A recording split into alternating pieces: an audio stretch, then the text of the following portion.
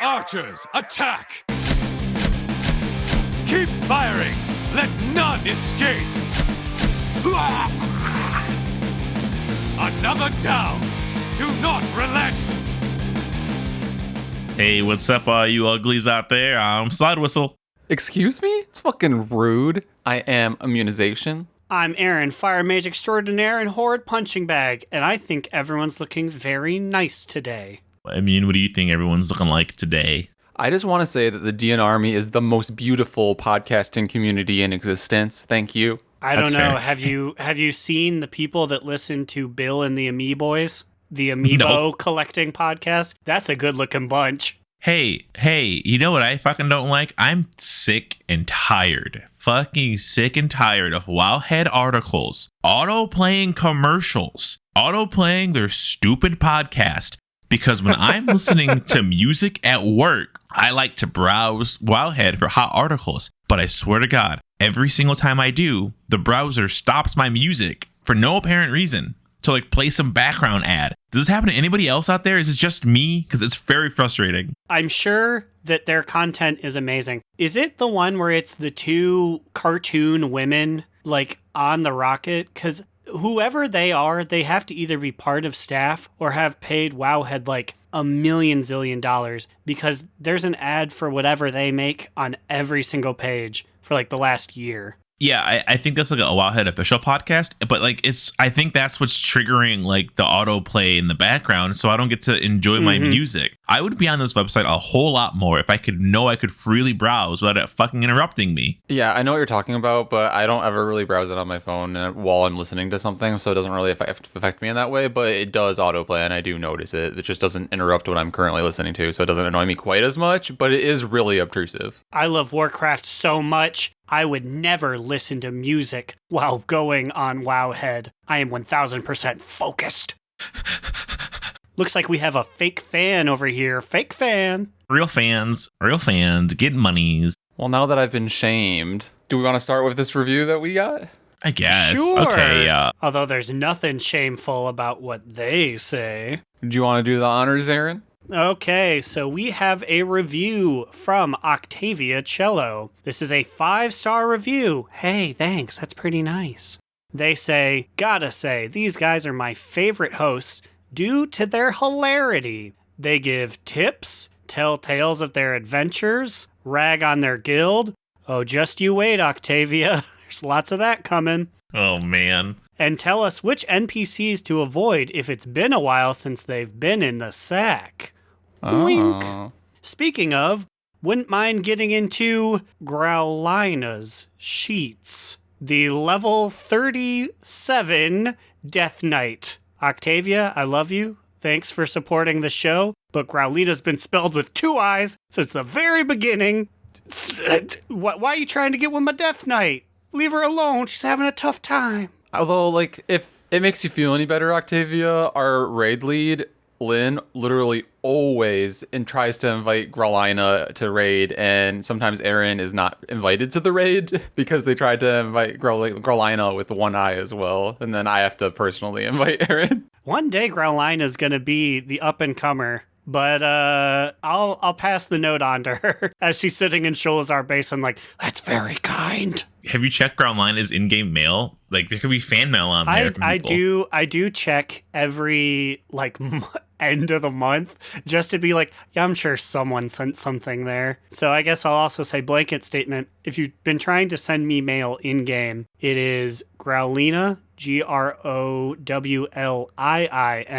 If you just put 1 I, it's going to my Death Knight. And I'm sorry if I haven't read it. Just send it to the mage. But anyways, Octavia ends their review saying, have a drink on me, boys. And so we shall. Fuck yeah, let's slam these shotties. Yeah. Woo! I have a vintage Toronto shot glass here. It's got vodka in it. I have the Splatoon symbol from when my friend trying to get me all the Smash icons, and it almost cost him $600. My shot glass has like a Canadian maple leaf on it, and I'm not sure why all of our shot glasses are Canadian, but here we go. They're just nicer. It's because your cousin.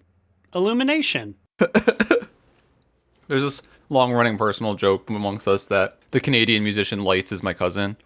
which I won't confirm or deny that. I'm drinking water out of our first patented DNR glass that Immune bought for me for Christmas. It's got the DNR name on it. It's got my name on it. So slurpy slurp slurp, chasing my vodka with some water. Ooh, that's refreshing for both your body and our brand. Oh, man. So I don't know if you guys know this, but if you look at my Sims DPS on Warcraft I can assure you, I do not look at your simmed DPS. Oh, well, I do. I actually have it bookmarked. It's actually my homepage. Yeah, actually, I lied. It's Wild Progress. But if you check it out and you look at the top 15 damage dealers on Proudmoore out of any character, you'll find my name up there. And the number 2 druid. Look out. If only I knew how to press these buttons as good as my DPS says I could.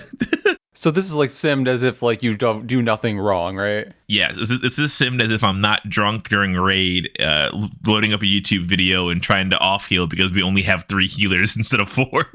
Wait, so I'd be interested to see how good I could be, because I can assure you I am not meeting those standards.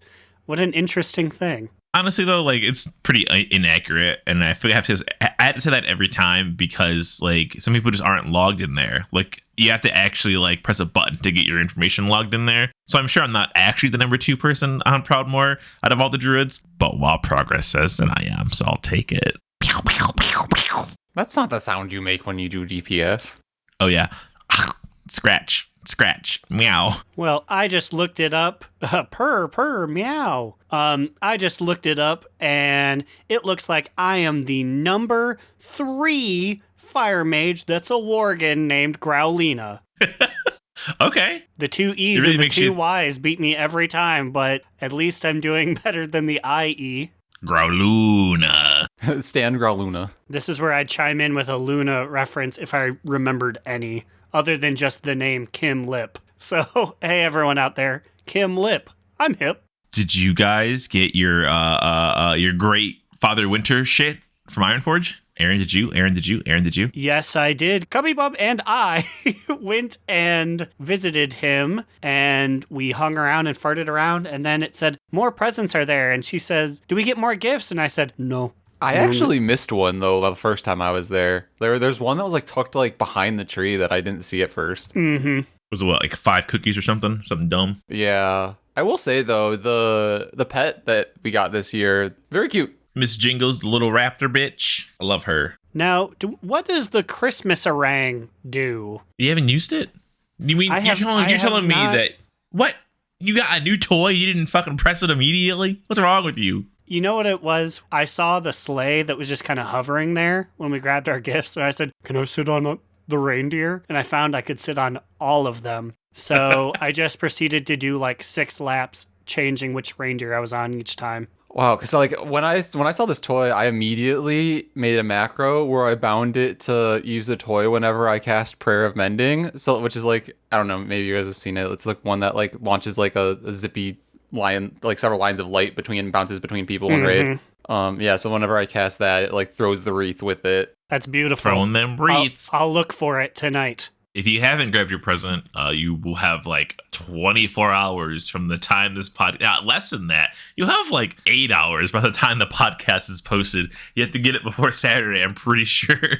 I sure do hope you don't religiously listen to us right after church. It's like Father McDonough says, you reap what you sow. You farm the beans you plant, he says. Also, this episode, I'm realizing, first off, this episode marks the end of season 2 of DNR because we've arbitrarily decided that each year is a season.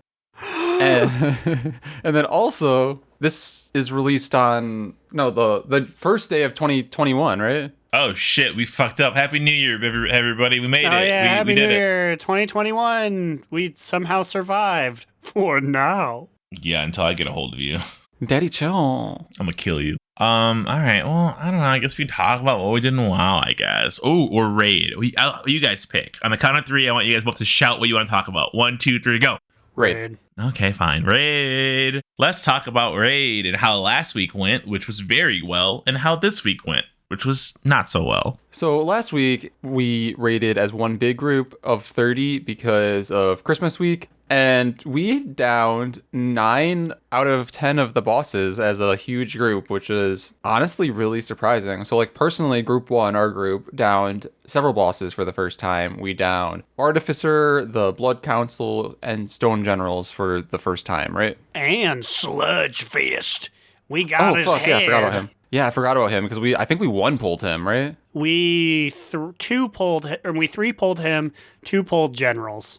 Generals was surprisingly easy. Joker rolls. And we got a blind pull on Daddy D, our first one. Just normal, but it's still exciting that we got to fucking see him finally. Such a fucking dramatic entrance he has. Yeah, so I guess we can just start off at the beginning there. I want to say that the Artificer fight is one of my favorite raid encounters that I've seen in live content. Mm-hmm. It's very unique as far as the actual mechanics, and it's very complex, but I feel like not so much that we couldn't get it after 2 pulls just goofing around. Yeah, I really like how they're soft making these portals that you have to get into during the fights a broker mechanic. Yeah, it's pretty cool. Except, it's cool now after our raid this week, now that I know exactly what we're doing. I feel like a lot of the mechanics Group 2 explained, but I'm not going to lie, I tuned it out because there was 80 of them talking, and I was like, I just need to hear it from one person or I can't focus. And so I just was I'm going in blind. I can't do this. And I felt a lot of the mechanics were just they ended up doing it. And so this week, when we pulled it ourselves, I finally understood exactly what was happening. And I love this fight. It's fucking dope. Because I'm a fast kitty and I can take all the portals everywhere. Wow. I love that always chooses me to be a portal man. There was one time that I was given the faraway portal, then I portaled back and I was given the faraway portal again. And I was like, oh, I was out of shimmer, so I had to use my walking speed, and it was rough. I saw that and I was like, oh my God, I haven't seen Aaron walk anywhere in a while.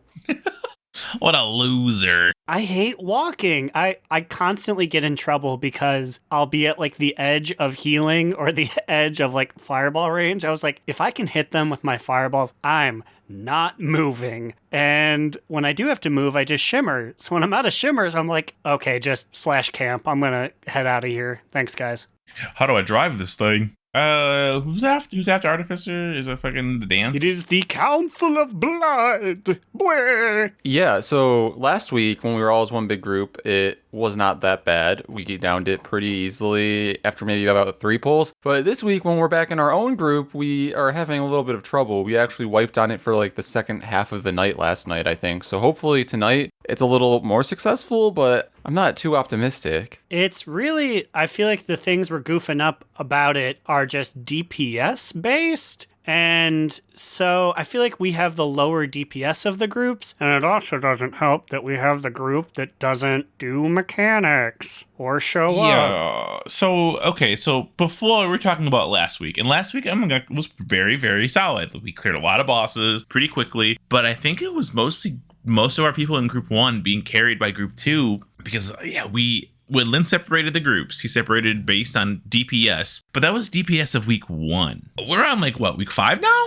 Is it 5? Yeah, so something Slide and I were talking about last night was that this DPS meters that they use to divide people, in addition to just existing cliques kind of were taking into consideration too, along with that, it just so happened to work out. But this was before people started getting their gear from sources that weren't raid. So the other teams, the other raid team has the people who push high mythic keys, who max out their Great Vault, and that is really boosting them higher in gear than what we are able to have. Yeah, it's just Group 1, I won't say their name again. I think I already talked about this before, but Group 1 gets 1 Great Vault option, and then they go, oh, well, that item sucked. And I was like, well, how many did you have? I just had 1 vault. And I was like, dude, that's why it sucks. You have 1 option. You got to do other content. I didn't have time. It's okay, well, we're not going to have any time not downing these bosses next week. And look what happened. We barely downed anything.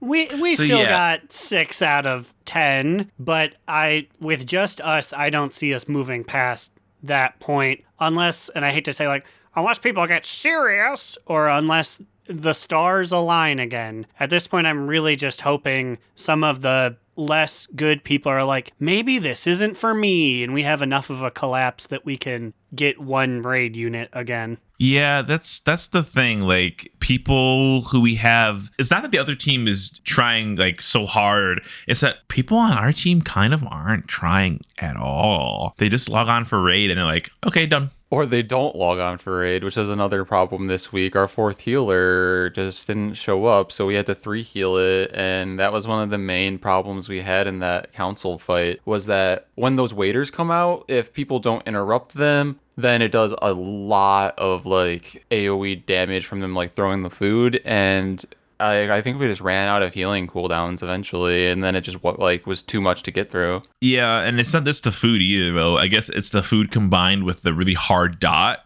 that the boss puts out. Yeah, the longer it goes, the more damage you take. And we're blowing through it on like the first person out of 3. Yeah, because we don't have the damage to deal with everything, and then B, we don't have the mechanic awareness. Things spawn and nobody moves, and I'm like, guys, the waiters are up. We got to get the waiters that kill them. And then oh yeah, the waiters, and then it's too late usually because we don't have the damage because we should have started hitting them like forever ago. It's kind of a hot mess, but like I don't know how it's fixable, because what are you gonna do? Pull somebody out of the group that's doing really well and put them with? I mean, yeah, I guess that's what you're gonna have to do, but like it's gonna suffer that person to come from the quote unquote good group and join the quote unquote shit group.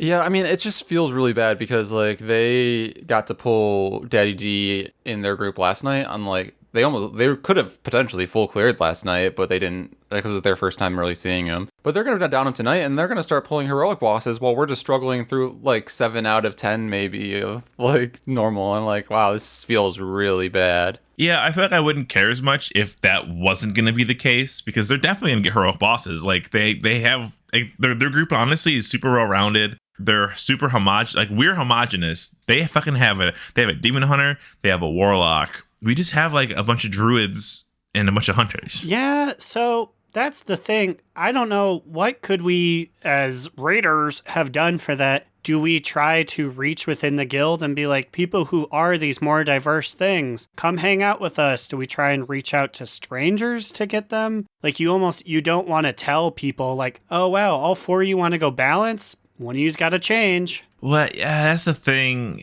I think one of the solutions would be a soft swap, like maybe trading out like Nuss for Prolt, a paladin for a shaman. Because even when it comes down to it, we only have one class that can time warp, and it's you. And having 2, you want to have at least 2 in case something happens, you know. And like they have, I think they have 4 classes that can hero. They have like 3 shamans, I'm pretty sure, 3 shamans, and they have a mage. So it's like, we got to figure out some kind of balancing without making people be like, okay, you got to re-roll. But that's the thing, like in this guild, this never really mattered. So like, I don't think it's going to change. We're just going to have to basically keep slogging at it until we get the right people gear and they learn the mechanics, over and over again. It's just going to suck too, because they are going to start getting heroic gear, which will make the gear disparity even greater. I just need Blizzard to start making warlocks, I guess, more fun or more wild. Why does the guild literally have 1? There is a single warlock. Well, I guess, why do we have 2 mages? What is it about these classes that just stink, I guess? Yeah, I mean, we only have 2 raid mages. I can only think of 2 other mages that exist. I don't particularly want them raiding with us, but they're welcome to. But they just don't raid with us. And so it's like, it's really odd how our class comps have kind of lined up. But what really sucks, remember, these 2 groups are only supposed to be temporary, right? But I feel like with each week, more people join each of the groups. And with Shadowlands being so good, everyone's enjoying it and no one's leaving. I don't think we're gonna have the fall off we normally have because people are hooked. So I'm like, how long are we gonna be in these 2 groups? Because I want out. I want to be one group. We need Vince McMahon to come in here and announce a superstar shakeup. And, we need to draft between Raw and SmackDown. I guess we're SmackDown now. Oh, yeah, I feel like we're TNA. No, we are 2011 SmackDown. It was like such a bad roster of like nobodies. With me, John Cena at the top, I am competing Ooh, with. I am. You're fucking. I am. You're gold dust. I'm not gold dust, you bitch. How fucking dare you? No. I see the 24K Productions logo every time you log in. That's the sound he makes. But yeah, it's whatever. I mean, the thing is, I was looking at the Warcraft logs, comparing both of the groups together with like how the logs went, and it's just like Group 2 is killing it. They have 2 Shadow Priests now. Scoot was already murdering everything. Now they have 2 Scoots, essentially. And that's enough, honestly. If we can just get 1 Scoot, we'll be good. We had Ash join us. Ash is one of our star DPS, but he has to learn all the mechanics. So he's kind of started from square one, which isn't his fault. You know, he's been busy. But like, it's just like, it's such a process, really. And the problem is, I can do a lot of damage, but on fights like Blood Council that are like almost AoE based, I kind of can't do that much while also doing single target. So I'm not useless, but like I'm like, do I have to learn Moonkin for this fight? Like, what do I have to do to like get better on this one? It's just kind of annoying, you know. We'll see. Hopefully, I'm hoping we down Blood Council tonight with this group. But man, sometimes people who do the dance, so like when the dance comes out, you have to find your dance partner and you have to run with them and you create a big pool of blood underneath you. When the dance comes out, the melee should be separating like Moses. Part the fucking seas, let them out. Nobody fucking moves. Everyone stays in the exact same spot that they're in, as the people who are dancing have to run through them and they kill them. And as somebody who had 4 separate dance partners on one fucking fight, let me tell you, nobody moved as I ran all over them and bloodied them up. And some of these people, when they dance very aggressively. They like zigzag across people, through people. The poor healers in the back, like me, just get run over and trampled by everyone. You're like, stop, there's only 3 of us. Knock it off. So we'll see. Me and Immune, we're doing a little bit of pugging, which I'm sure will come up later, but or come up now. I don't know. It technically is what we did in raid.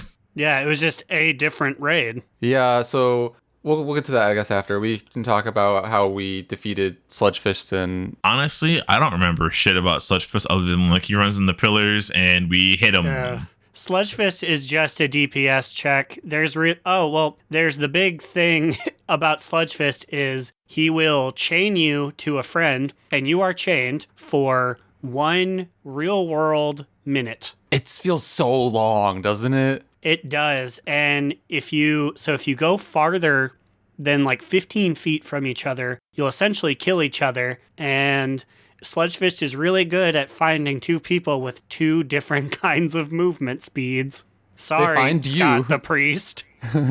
They find you as soon as you are halfway through your hard cast pyroblast, and you're like, I literally cannot move for the rest of this minute. Well, no, it gave me, and granted it was on me, but it gave me Scoot, who is a priest now, and like a thing was flying at us, and as of my earlier statement where I only moved through shimmering, I didn't think, and I was like, I gotta dodge this shimmer, and as I shimmer, I yanked Scoot's head off. And like I fell to the ground and I was just like, oh. And like I was like, sorry, and he was like, it's okay. But I could tell it wasn't okay because he really, really cares about his DPS. Thank you so much, because it allowed me to finally beat him in a fight. And I was like, I fucking beat Scoot. Yeah, baby. You yanked someone's head off in an earlier attempt. I will always yank somebody's head off. It's fine because I have a wild seed, so I can live and they can die. I will be reborn. You destroyed Nuss, and he was like, oh, I gotta go get some crackers from the kitchen. And you were like, all I did was make us better. These chains will not bind me. They'll bind whoever I'm attached to. And then Stone Generals is such a joke. It's nothing. What a stupid fight. I don't remember anything about it other than you pick up blood to help the prince. And for some reason, I guess because I was way back and I could shimmer, I was like the blood guy. I was like, okay, I guess I'm just the blood man. That's my role. I mean, when was the last time we downed a boss on the first pull without really even discussing it? I mean, it's probably, honestly, that's the one. That's the last time, right?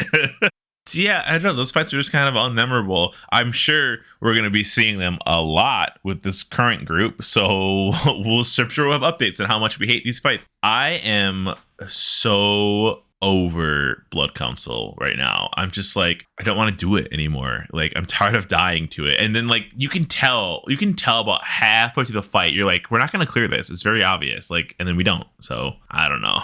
And towards the end of the night, we started trying to switch it up by killing them in a different order, which, I don't know, everyone seemed to think it was better, but I don't really know that it was any more successful, really, because more people died doing it that way, and then, I don't know, we just won't have the DPS to finish it, so... Yeah, I think a lot of the switch up on... Because we decided that we're going to kill Niklas second instead of killing him last. Flip-flop, but yeah. I think that strat could work, and I think it will work. The problem is we just have to get reused to different mechanics, because I'm not used to this man running through everybody in a straight line, so he killed me, and I was like, oh, right, he does that, because I never had to fight him, so I don't fucking know. So yeah, we'll see. It's a learning experience. All I know is I walked in that raid, and I said, I want some goddamn fucking boots. And Myth got some BOE eye level 200 booties to replace my 184s, and me and Jamonkey rolled for it, and Jamonkey stole it from me, and I was like, my boots. No longer the next podcast host. She has been kicked off. But then I got my own BOE boots, were 65k, and I didn't even think about it. I fucking kicked off my slippers and put those shits on immediately. So I'm wearing some 65k Gucci Sabatons over here. Look out. Oh my god. So a win? Question mark? I mean, I replaced my hands. I guess I was willing to beef it for hours in order to replace my 163 hands. Whoa, there were 163? Well, because my legendaries were hands, and I was like, I'll never change these, so I didn't have anything to replace. And so doing World Quest, the best thing I could find was 163. But last night I got some 2 hundos, and I'm like, ooh! Nice. Honestly, I never thought about that. So thanks for the heads up. I need to make sure that I keep some shoulders in case I ever want to use a different legendary. Yep, I have my 184 head in the bank right now. Like, who knows? Maybe I'll need to see you again. Wait, so the hands you got, those are also a BOE someone traded, right? Yes, I don't remember Lucky. Well, we did it. Hope everybody say a prayer for us tonight for our raid, despite the raid being over by the time you listen to us. But you know what? I'll take reverse prayers. It's fine. Reverse. But now we can talk about how Slide and I believe on Christmas Day, pugged Daddy D normal. Yeah, I'm not sure which it is. We can check the achievement and see, but it might have been like late Christmas Eve, maybe. It's one of the two. Who knows? Baby JC was punching his way out the cooter as you were pulling on Daddy D. I was like, this is gonna be one of Immune's Christmas presents. We gotta get this fucking legendary, because it's bullshit that he doesn't have one yet. And I'll just straight out say it. We did it. We found a pug that was willing to stick together enough of the people were willing to stick together to learn it, which is honestly shocking. Pugs normally fall apart like after 1, maybe 2 wipes, which is stupid. Like, especially this beginning phase of an expansion. It's like, why are you doing that? And it's funny because when we applied, it said need 1 healer, and so we applied together as a DPS and healer, and we were immediately rejected. And I said, Immune, they don't need me. You must go.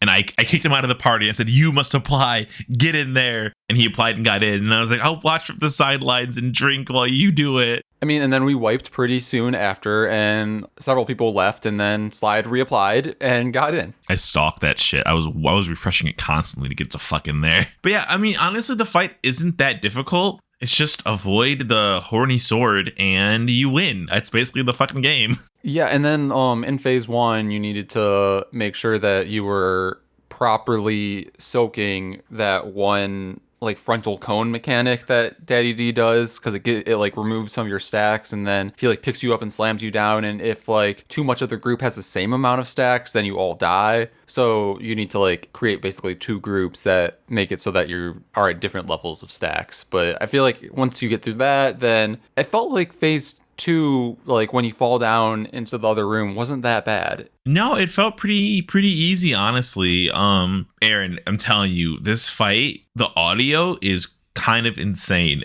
Denathrius's sword is extremely horny. Like, I'm talking like she wants to go up your butt horny. Like, she's crazy. Ooh, and I just might let her. Like, he's shouting like, Remoria, like, get inside of him. And she's like, yes, master, I will slay them. And I'm like, oh, fuck, dude, what the hell's going on here? And then she like flies at you and she's like, ah! Like, she actually does, though. Her voice is so sultry, and it's like, oh. So I know you can pick her up as a two-handed sword class and use her. Do we know if she's still a horn dog when she's in your hands? Or is she just like, I'm quiet now? She's like, I don't know you like that. I'm really not sure. She's probably just quiet. So we saw, because we killed them. We saw the end game cinematic of the raid. Do you want to know what it is, or do you want to wait till you see it? You know what? Just lay it on me. I don't think I'll be seeing the end unless I look it up for a long time. So basically, Renathal and you take Denathrius and like forcefully put him into the sword. Bro, we put him in the horny sword. It's literal vor. He's in the horny sword. He's not dead. He's sexually inside of the sword. Okay, so remember a few episodes ago we were talking about how Draven was just like sad staring off the cliff on the top of Simfall. And across there is a decrepit tower. And they open up this mirror so that you can go to the tower. And then in the tower is where Denathrius in the sword is held. While that Naru that you rescue from Sanguine Depths eternally tortures Denathrius in the sword by like shining light on him. Interesting. But the weird part is that the plans for Denathrius isn't to like kill him. It's a classic Venthyr trope where Renathal is like, eventually he will atone for his sins and he will come out a redeemed man and return to power. And I'm like, bro, you're gonna put him back on the throne? What are you talking about? Like, that's your ultimate plan, is to have him atone and be like, you're in charge again. Why? Slide, look how physically large he is. Renathal can't sit in his castle. All the steps are too big. He goes, it's really just a pain to live here. We're going to put him back. He's the only one that can open this big, heavy door. I forgot what he looks like because he's inside the horny sword. He's in Rahornia. He lives inside of her. Rahornia. It's like, what the fuck, dude? And this brings me to this week's sexiest NPC of the week. Ooh, changing it up. Oh, is this the first time this hasn't been like at the end? Let's see if you can guess who this week's sexiest NPC is. And I'm going to give a big shout out to my man in Ironforge. No, not really. What if it was like Morden? I was about to say Rendell the Dredger. We learned his name, but not this week. We'll come back for you. It's Remornia, I believe that it's Remornia. Oh it's boy. Remornia, yeah. Remornia, the horniest sword I've ever goddamn laid my eyes upon. Rahornia. Ooh, you run your hand down the length of her shaft. So smooth. Ooh, you could take it all the way to the hilt, but not the blade part. No, please don't. I mean, I know that's what she wants, and that's definitely what we want, but like, we could totally be pegged by Remornia. Okay, so obviously we have Naifu, right? Everyone's favorite Shadow Priest, legendary. But we need a hot name for this sword lady. But like, what? Sword bay? No, that's bad. Blade bitch? No, that's derogatory. Remornia is a sylph. Or she could also be a wilf. We could enter her into the wider range of weapons I would like to fuck. I mean, so far, I believe that it is just her on this list, I believe. Have you seen the Fell Incinerator from Hellfire Citadel?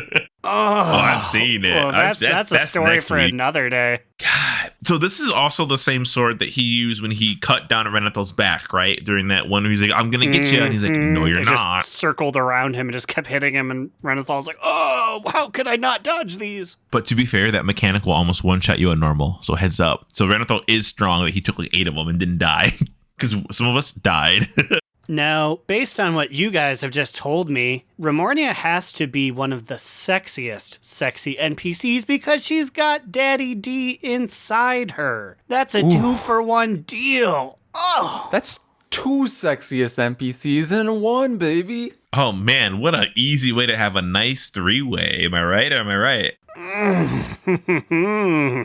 Can you just imagine being like, yes, yes, you hear Denathrius like, let me out.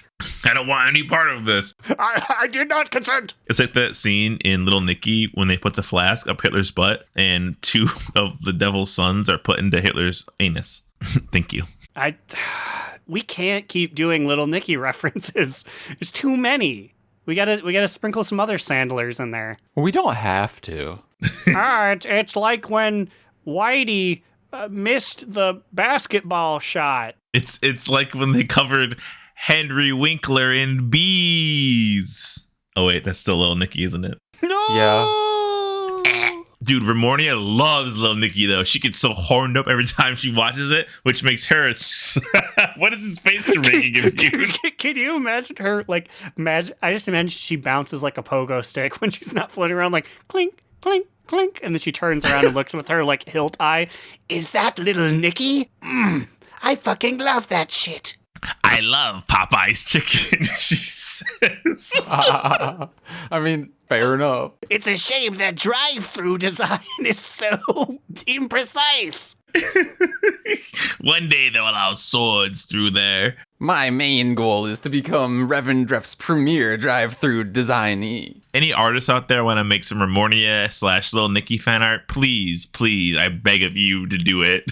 But also Popeye's chicken themed. Yo, make sure Little Nicky's holding one part and the lady from the Popeyes commercial is holding the other part, and they're just kind of holding it up like He-Man. Yes, or like just like Adam Sandler eating some chicken with Remornia in hand, like wielding it. Like I'd love.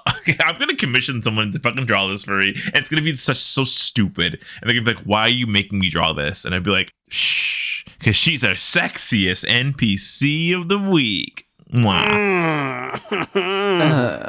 Real hot sword shit. Ooh, I like that. All right, well, I'll give you your award. I don't know, mate. I don't know when you're going to get it. We're not going to see her. I'm going to have to start a new character and go back to that part where we talked to Denathrius. I have a better chance of that happening than us actually getting to him. We can just give the award to Group 2 and they can give it to him tonight. Yeah, bitch. Let's talk about what we did in the World of Warcraft. I'm going to go first. Whoa! How unexpected. So, let's start off from the top. First of all, listener Pally Powder somehow snuck into the guild, and I allowed his entry. Ooh, our control furthers. I don't know how he found that. I mean, it's probably easy to find us, honestly. We give our names all the time, literally every single podcast. But there was an applicant to the guild, and it just said, just looking for a new guild to level in, whatever. I was like, okay, well, literally the only requirement I have for the guild finder, unlike the guild finder info and information, is please provide some kind of statement about yourself. Otherwise, I will not let you in based on principle alone. Because if you can't follow simple instructions, fuck you. And so they simply applied and just said, looking for a new guild. About 3 days later, I get a whisper saying, hey, by the way, I love the pod. And I was like, wait, who's this? Oh, the guy that I added. And I was like, how'd you get in here, you little sneaky? And he just gave me they gave me just a little winky face. So what if it was not, in fact, a listener, but it was just an avid fan of the Tide Pod washing format? Tide Pod Challenge. I thought you were going to say it was Credibility, our old GM who stole our guild bank and ran away to a different server. I would say, fuck you. It's Credibility's great-grandson. They're 2 months old, and they're over here to steal the gold. Thief. So I've been doing a lot of PvP. Just a lot of rated battlegrounds again. I'm back in the swing of things. I'm 55% into my spider mount. So I'm going to have that bitch real soon. And I am super close to my original goal of hitting honor level 80. Because at honor level 80, I get to get my 2 Nightmare Druid farms for Bear and Cat. And I get the DNR approved title, the Unrelenting. Bum, bum, bum. Honestly, like my long-term goal now that this expansion, I'm like officially playing PvP. I just need like half a bar and then I'm fucking there. So that's gonna be great.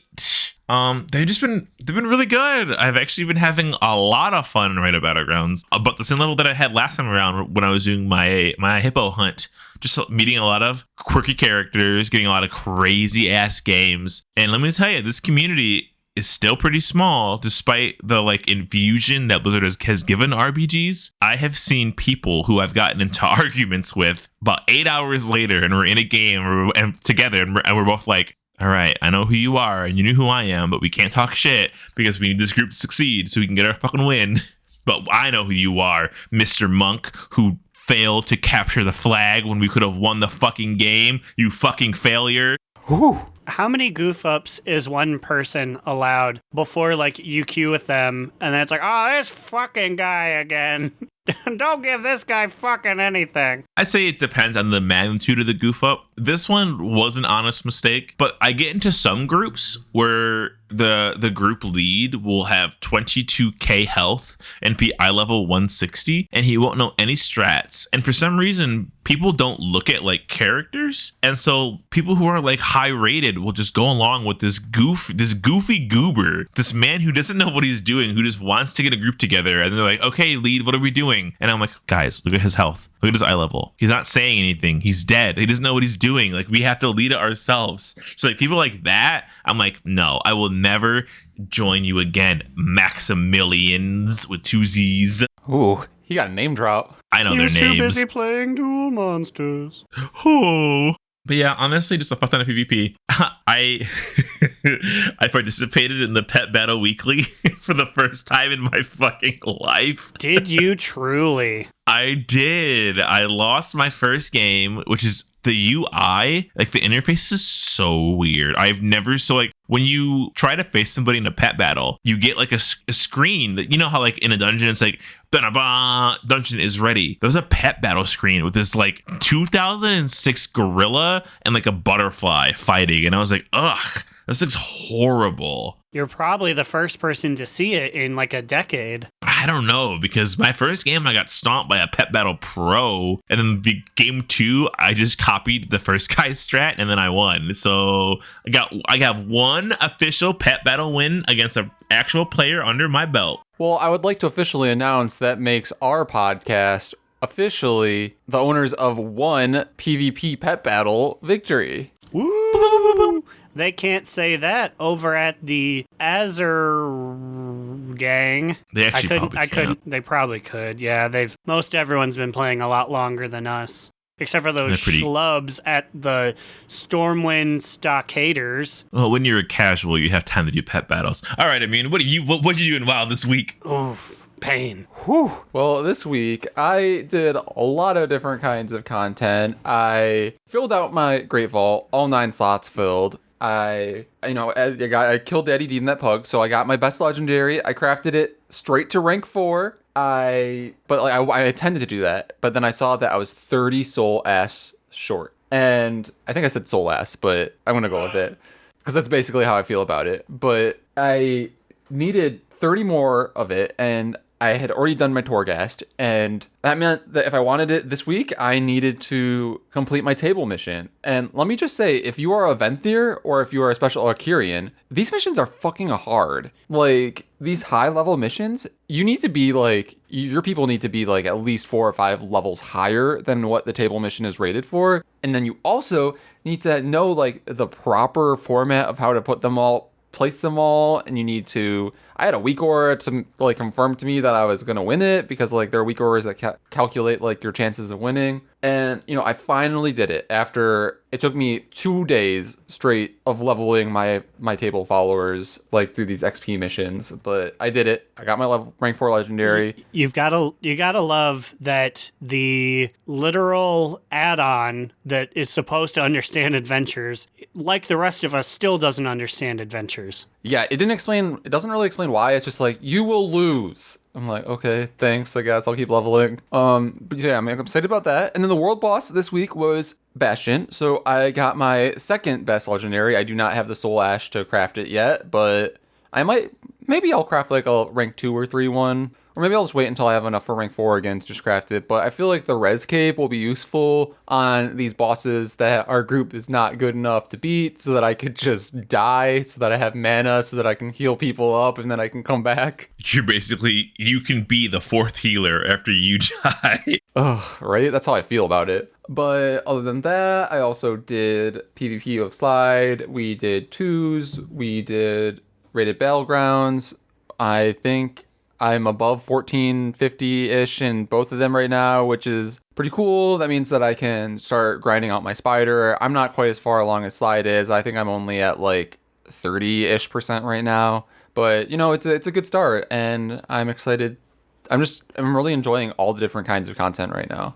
But, Aaron, what did you do in Wowzers? Well, these boys aim for the top to be famous. I'll grind out all the monotonous stuff that no one wants to do. So I continued my adventures to become exalted with everyone and get all the Mog and stuff that they offer me, because I'm not doing PvP. I'm not good at that, but I can kill 10 Gorms every other day. Drop them Gorms. Ooh, girl.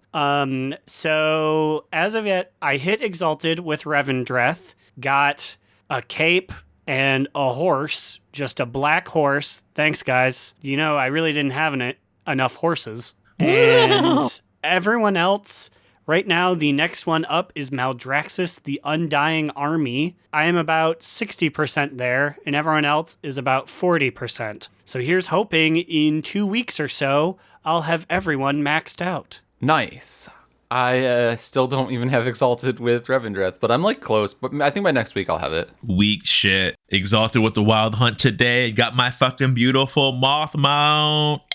I am like a week away from getting the bat mount for Revendreth, and then he'll sit there like, I can't fly yet. And I'm like, yep, not for a while, bud. We're just scooting our little tummies on the ground. Scoot, scoot, scoot. But other than that, I mean, I did Torghast stuff. I'm sort of dipping more of my toe into the Maw and Torghast.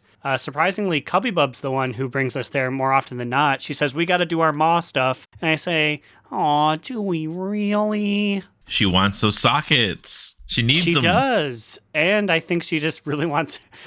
She's upset that Venari's friendship levels are inherently negative until 6 or 7 in. She's like, I just want her to like me. I'm like, I think like is the 8th or 9th of 10 levels, so we got a long way to go. It's funny that there isn't even a liked. I'm pretty sure that the top rated one is appreciated, which I think appreciated is definitely below liked, right? Yeah, I think the second to last one is cordial. It just means that she's kind of not mean to you, I guess. Basically, Venari's a bitch. I can appreciate the person at the counter when I buy stuff. I'm sure they'll be nice. I don't like them, but I appreciate they're doing their job, which I guess that's what she is. She's like, I couldn't get, and I'm not going to do Venari's voice because I can't do it. After 2 or 3 weeks of trying, I know I can't do it. But she's like, well, yeah, you got me 10 million zillion little soul bolts. Thanks, bud. I'm cordial with my neighbor, but I don't like my neighbor. I just have to be cordial to get my life to make it easier, Fuck you, Venari. You're mean. But my adventures have also given me a bunch of legendaries, and each one I get seems cooler than the last, but I can't mess around with it. I've already crafted too many legendaries, it sidelined me for too long, and I'm allegedly wearing my best in slot one right now, even though it's very boring. So maybe once they increase the limit to 2, I can sneak one of the fun ones in there. Yeah, I'm living for the day when I can have my res cape and my boring one that's the best in slot. Mine are okay. But that was my week in WoW. I mean, we can talk a little baby bit about our Covenant campaigns, because I do want to hear some of this Kael'thas shit that's happening over there. It's going to be, we're already like at 60. How much time do we have? It's 8:05. But talk about fucking the Venthyr Covenant campaign. Okay, so spoilers if you are not current on the Venthyr campaign. I mean, I don't know, this whole podcast is a spoiler, but here we go. This week is very centered around Kael'thas, Katie, KT. Honestly, I hate that you both have been calling him KT. Why are we allowing this to stand? It's funny because when we fought him in the raid, I don't even think people said KT. But at this point, just in the back of my mind, I was like, KT, that's what people call him. That's what I'll call him. You know, I started doing it like jokingly because I knew it made Slide mad, but now I just find myself doing it and I'm kind of mad at myself. But anyways, this week, since you like defeat him in Castle Nathria, then he is brought into Sinfall, and you and the Accuser try to force him to atone for his sins. And I don't know, I feel like the dialogue between you and Kael'thas during this whole quest line is really funny, because like he's kind of just like being a little shitter about it. He's like, oh, you know, like I'm not really in the wrong here. And then he's like, when the Accuser leaves you alone, you two for alone for a little bit, he's like, hey, let's go do this other thing that she doesn't want us to do. Specifically, I did want to mention, though, because I did write it down, during that part early when the Accuser's like, Kael'thas has so many crimes, guess 'em. And so she's reading his sin, so it's like, he gave away his soul to either A, the Lich King, B, the old gods, and it's a guessing game. Although my favorite is the third round where it's like, did he betray his people, use his people, or corrupt his people? And you choose, and she said, he did all of them, and like throws him across the room. I was like, yeah, because like at that point you're like 2 out of 5 sins completed, and I was like, oh, there's 5 rounds of this shit. I'm like, also, which one of is this? I think it could be several of these, and then it just like goes from 2 out of 5 to 5 out of 5. I'm like, oh, okay, so it is all of them. Fucking Kael'thas. But anyways, you go, you walk him like a dog on a leash and do a bunch of stuff to atone for him, and you find out that there is a secret plot between members of the Venthyr and the Liches of Maldraxxus. Yeah, in particular, it is like one of Denathrius' higher-ups. I think we interact with him early in the Revendreth storyline. He goes by the Tithe Lord, and I guess there's like some secret underground dealing between him and sending anima from Revendreth to the Liches in Maldraxxus. So in exchange for swords that look like they're made out of some guy's femur. Like, I'm sure they're probably super magic and cool, but it's like, we're getting shipments of Maldraxxi weapons. This one's a skull with a knife that comes out of the nose. Yeah, right? And then I'm also like, how long have these people been like doing this operation? Like, there's a whole sect at the end of the storyline, like a whole portion of Revendreth that is just filled with lich people. I'm like, has this always been here? Have I just not been in this area? Or is it only here now because of this storyline? They added it as a surprise to you. Like, honestly, because I've explored it. I'm there for like an hour every day. I was like, why have I never? Yeah, because it's like literally like you look up and it's like Lich Canyon, the places where the liches live. I'm like, how did I miss Lich Canyon? Right? And then like the end cap of this whole campaign, you face off with the Arc Lich, or I forget her name. Lady Oxina. Yeah, Lady Oxina. Auxina. Yeah, I was like, okay. But she's literally like on this raised platform and she's huge. I'm like, how did I miss her? She's literally on display for everyone to see. So you confront her and you fight her with Kael'thas, and then like you get to her down to like a certain HP, and then Kael'thas is like, enough, I'll finish her off. And then he just like starts sending out like all these like huge arcane and fire blasts and like tries to like force information out of her. And then the end of the storyline, I gasped when I heard it. I was just surprised. I'm like, oh, is this where the storyline's going? So yeah, she's like, oh, my boss is too cool, you'll never beat him. And he's like, tell me your boss. Oh no, he's super epic, he's too cool for you. Tell me. And she goes, oh, you'll never beat Kel'Thuzad. And as she hits that D, he instant casts a greater pyroblast. So he cheats, by the way, and kills her. And he goes, oh, Kel'Thuzad, I despise him. And then the Accuser's like, yo, you got to put that collar back on him. He's going to float around in our basement for a while. And then, did you talk to him after that scene? No, I didn't. This was actually one of the last things I did. I have not spoken to him since then. Although I did notice that he has like his new robes on now. He's like no longer like shirtless and tortured. Boo. Yes. Yeah, because we peel his big stone off his back. And when he does that, he's like, on my clothes. And so he's lame now. But if you talk to him, he basically talks about how it's stuffy and he hates being on a chain. But then it says he looks down and says, 9 out of 10 character, slain by Arthas Menethil to raise that lich, a noble kingdom all but erased. You still bleed, do you not? Cut your flesh and count the drops of blood. Let 9 fall and soak the earth for every one you save. Tell me what that does to your heart, champion, for I can tell you precisely what it has done to mine. I was like, ooh, chow.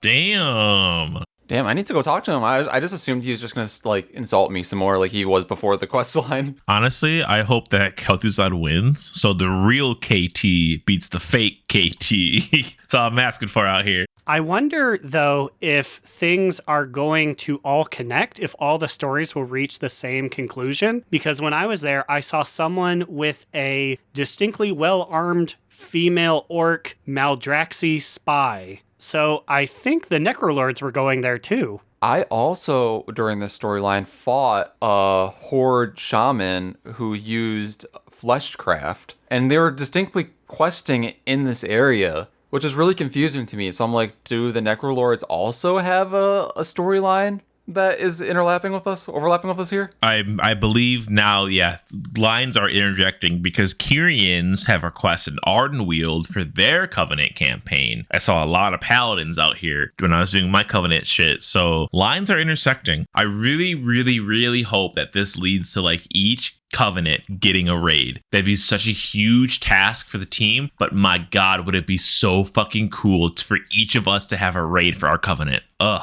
I mean, we already have one in Revendreth. I feel like they really easily could have an Ardenweald themed one that is the Drust invading. They could have a Maldraxxus one, which is like probably you just fight Kel'Thuzad, the other. Well, yeah, Kel'Thuzad's the end, and then you just fight like Garmin and Sindane. Yeah, and then Bastion would be... It would have to be Uther.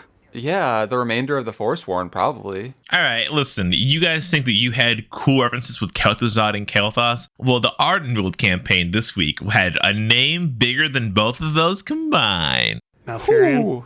I'm talking... Okay, when I actually do think this is cool, but I'm talking There's about a lot everyone's... of preamble for how cool this character is. This better be the actual realist KT. I'm talking about everyone's favorite character, a founder of the High Mountain clan, Holn High Mountain.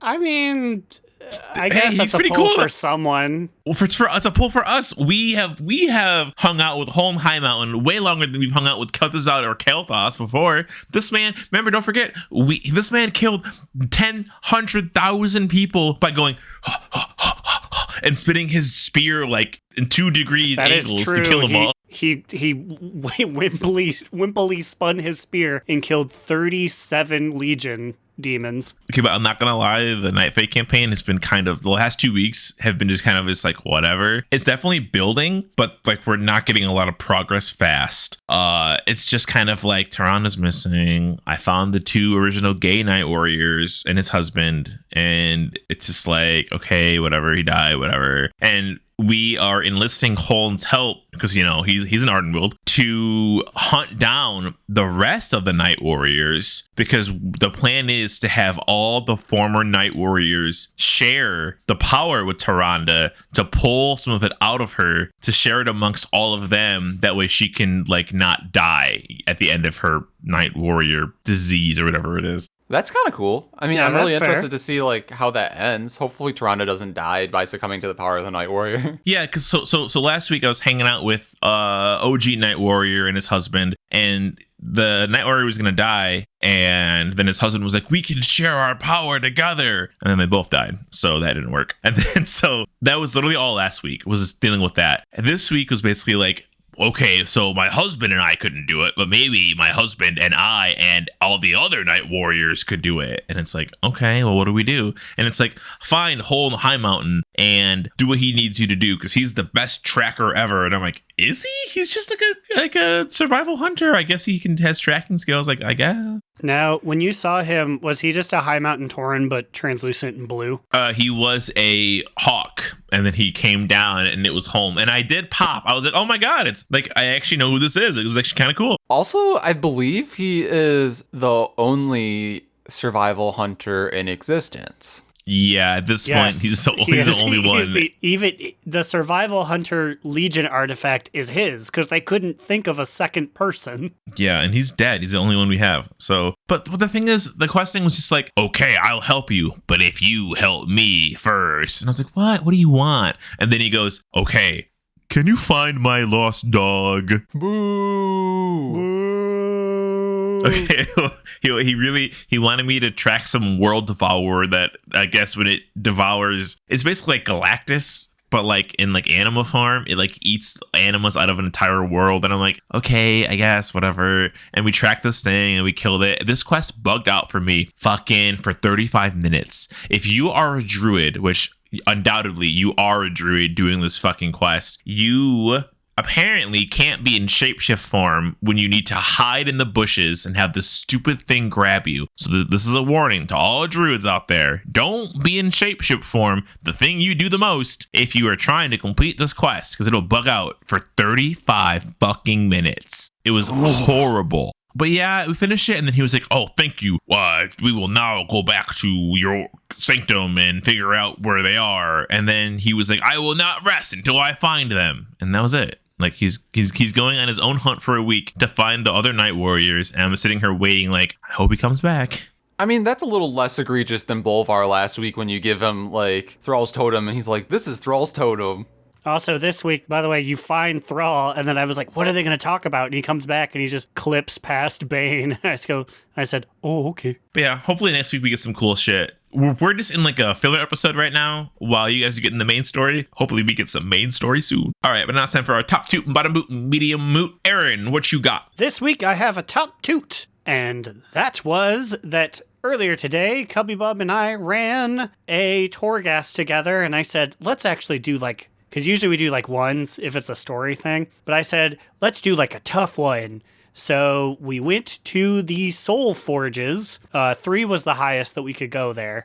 But I can assure you, it still felt really hard because the whole thing is that it's so hot in there that you lose a percentage of your health every 5 seconds by just existing. And we're a mage and a rogue. We can't heal very well. So we were chomping on buns between each pull. It took a while. She said, are they always this tough? And I said, not usually. Is that like a specific affix to the Thrall one? It's the Soul Forges, yeah. It wasn't the Thrall one. It may be the dungeon kind of where he's kept, but we weren't doing the Thrall thing. We were just getting soul ass. Yeah, the Soul Forges itself, that's just like what the Soul Forges does. It just makes it hot. It's also probably like a gearing problem too, I bet. She probably needs some more gear before she can like really punch through stuff. Mm-hmm. But we did it. We managed to get through it, and it felt really good just whooping on that final boss, because I was like, yeah. And she got the ass, and then she is still like nice. 200 soul ash short to make her legendary ring, and she says, I'm done for today. But it was a victory. Wait, she can get a lot of soul ash out of if she keeps getting these levels up, though. Mm-hmm. But Slide, what is your TTBBMM? I got myself I don't know what to place this. It's not really a bottom boot. I'm gonna give a top toot this week to just rated battlegrounds in general. I'm loving rated battlegrounds, right? But my top toot is yet to be determined. My top toot will only come once this mission has been accomplished by my loyal followers of this podcast. What the fuck do you mean right now? So me and Immune joined the Rated Battleground group, right? A group, like I've had so much fun in these groups. And the leader was somebody who I was like, who's this man? Who's this person? Their name was Honcho. HONCHO with an umlaut over the O. And I was like, I've seen this person somewhere. I don't know if we've done dungeons together. I don't know if we talked in trade chat or if I bought some of his items before. I wasn't sure. And so the group's almost filled. We need one healer. And then I always will watch like the group finder to see like who's applying, who they're denying, what's up. And I see a healer apply to the group, right? The healer applied, and I've never seen a party of 5 apply before. It was a healer and 4 of his DPS buds. And I was like, oh, they're pretty high level. I wonder if he's going to kick anybody. And then I saw him kick a hunter. And I was like, uh-oh, the hunter's gone. And then he kicked me. He kicked me, the man I thought I knew. Well, is Hancho on Proudmoore? Oh, you fucking bet your ass is on Proudmoore. And so, but he didn't kick Immune. So he's the group leader. So this means that when he accepted me and Immune, he saw that we were a duo, right? But he only kicked me so he could have 2 healers and have other DPS. So I whispered him and I said, really, dude? Like, what's up? What's up with that? You wanted that group that bad? He ignored me. And Immune left the group, obviously. So then it put them in the same spot that they were still waiting for a healer, and he wasted everyone's time. I will say, though, before that, I waited for the group to fill. He did a ready check. I said not ready, then I left after he removed himself from the finder. So if you find Hancho in the game, I need you to fucking kill him. I need you to fucking drop him. Everybody? This is our program's first all points bulletin hit list. Find Hancho and make his life miserable. If you provide me with evidence of his death, I will give you a reward in game. Unless you're Hancho and you jump off a cliff. Even honestly, if you're Hancho and you kill yourself in game, I think I'll still give you a reward because it'll be pretty fucking funny.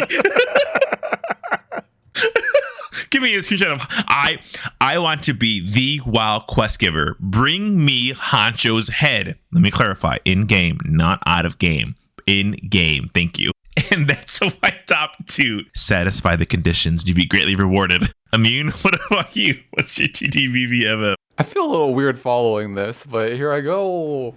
I got myself. I want to give it a medium moot this week. That's fair. So the toot part is that I've been really enjoying the Ember Court. I think it's so fun and different, and it's just a really nice experience to have every week. But so like that's top 2, but then like a bottom boot portion of it that equates to medium moot overall is that these RSVP quests, in order to get like the people to come to your Ember Court, are annoying as fuck. And I feel like they're purposely made. They're purposely made just to take a long time. It feels like. I'm talking about last week when I had 2 RSVPs that were equally annoying. One was Droman, the big blue bear, Elioth, I believe her name is.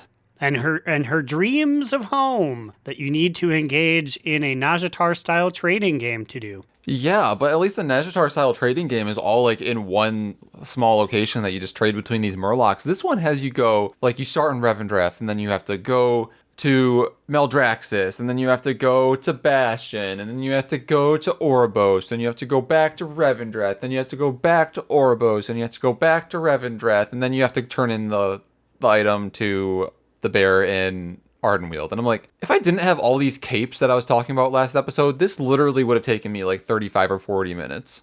And even with the capes, it still took me like a solid 20 minutes, I feel like. Yeah, so I was annoyed by that. But then the other quest that I had that week was the RSVP for Crypt Keeper Kassir. And his, you have to find like his ring, which is trapped in these crypts, and you have to find a key in order to open the crypts, and these keys drop off of these mobs that are near the crypts. And apparently the drop rate is like sub 2% for this key, because I got one at the beginning, I opened the crypt and the key was not, I mean the ring was not in there, and I was like, okay, I'll just get another one. And then I kid you not, like I like had WoW on in the background, and I was occasionally killing mobs like while I was like on a work call, which take that as you will, I'm a bad employee, whatever. But it literally took me like 2 hours of killing mobs before I found another key. And that key opened a crypt that also didn't have the ring. So overall, this quest took me like 3 hours. And I'm like, this is ridiculous. Luckily, I was doing other things that were more important than this during it. Or else I probably should have just like re-rolled my RSVP using my blank invitation. I don't know. I was really annoyed by it though. Yo, this is my personal top 2 goes out to my girl Sika. I'm going to invite Sika to my party every week. All she asks is for you to talk to 4 people that are 15 feet away from her. Thanks, Sika. Praise to Sika. I have her invitation this week, so I'm going to go do that like real soon because apparently it only takes 5 minutes. Boy, I wish my building gave me content to do that wasn't just waiting 3 days for a seed that gives me 2 fish. Cubby Bub was so dedicated to get Queen's Conservatory, and I didn't have it in my heart to be like, you don't need to rush. I guess rank 2 is where it kicks off. Also, I want to do a rewind. I was peeing back to Droman, the blue bear in the big house. How have we not made a bear in the big blue house reference yet with this fucking bear? It sounds like we just did. Big blue bear in the tree. Well, but Droman's in this little hut, right? So it's kind of a house. So a big blue bear in the blue house. Would you say then that Lady Moonberry and Dreamweaver are her version of Pip and Pop? The real question is, who are the PB and J otters and who are the roly poliolis? That's what I really want to get to the bottom of. That was rhetorical. Don't think about it. I mean, don't actually try to answer it. Which one of them is Stanley and his big book of everything with everything inside? To see the world around us, this book's a perfect guide. Oh, that's impressive. That one's a deep cut. Now I'm just thinking about Stanley's stupid eraser-headed friend. I hate this show. Yeah, now I'm just getting mad. So we're going to fucking get out of here. If you guys have any comments, questions, complaints, if you want to send me the head of Honcho, HONCHO, umlaut over the O, hyphen Proudmore. Over the second O for clarification. Oh, yeah, there's 2 O's. Honch-ooh? I don't know how you'd say that. Anyway, he's a warrior. He stinks. You can send us mail at donotRelentPod@gmail.com. You can tweet at us on Twitter at donotRelentPod. You can give us a review on Warcraft Radio, whatever. We'll drink a shot for it. Hey. What about you guys? Where can they find you? You can find me, Alex or Immunization, on Twitter at New Era Alex, or you can follow our podcast Instagram account on the gram at Do Not Relent. You can find me, Aaron the Human, at The Bigacheesy on Twitter. You can read our literary musings at donotrelent.livejournal.com. And in case any of you stands out there are wondering, the eraser-headed friend's name was Lester Goldberg. Lester. We'll see you guys next week. And remember, Another down. Do not relent. Do Not Relent is a podcast within the 3HNC network, representing U.S. Proudmoore's premier podcasts. That was a very good wish.